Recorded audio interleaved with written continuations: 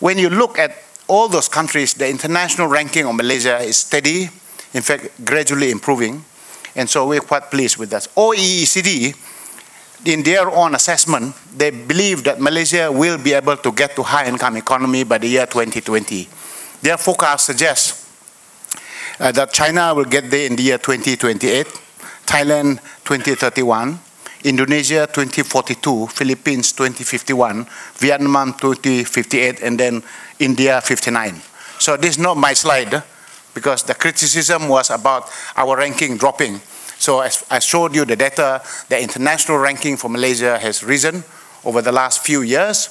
And in fact, the OECD's view is that if you look at those countries, they believe we are ahead of the game in terms of quite a number of countries who are lining up to get to a high-income economy. This chart hopefully will tell you quite clearly and graphically that actually very, very good.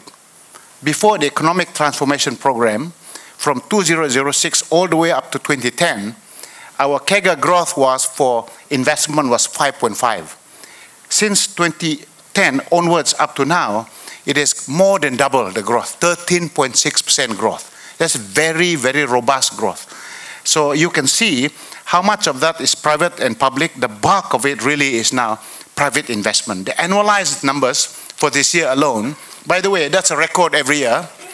In 2010 was a new record for us. 2011, investment is a new record. 12 was a new record. Every single year for the last few years is a new record for Malaysia.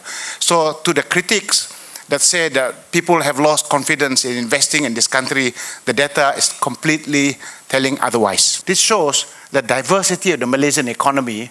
You can see here, a non-oil and gas contributes 80% of Malaysia's GDP, 80%, more than 80%. Non-oil and gas contributes 70% of government budget, and it's increasing. And so the data shows.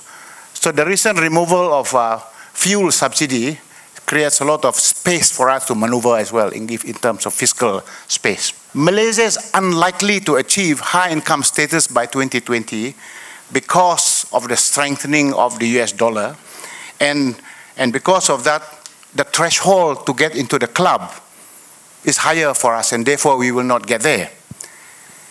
I want to show that over the period since 2009 onwards, quite clearly our GDP has been a steady growth.